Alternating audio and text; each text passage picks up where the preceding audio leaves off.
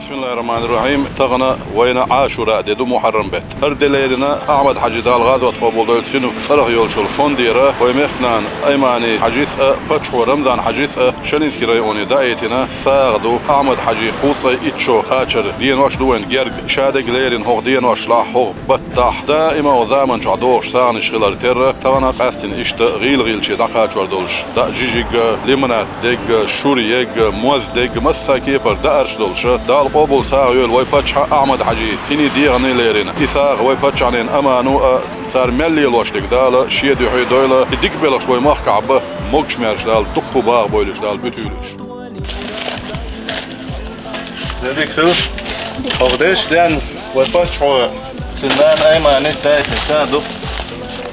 تقالنش دا ساعدوا هنا تي شو إبتين دا أتوم مسون دقم دو تغندش دين علي لا تلش أعجو تيابش كيسمس سون دقم خيط تاري ديتش دا ساعدوا هالتاري Böyle kol.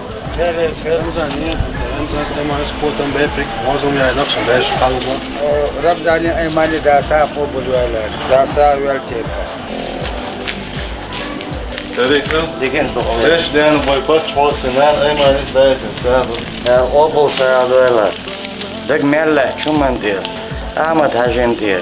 Şun dık amel do çuman diyor da o bol sağ veler. Böyle kol. Ramazan niye dedi? Ramazan أيما skotan diyor sağ ol. أيماني رمزاني دا ساعي ودا إمساني وردوش دا ساعي Söyledik kol. Kardeş den Ramazan أيما skotan diyor sağ ol.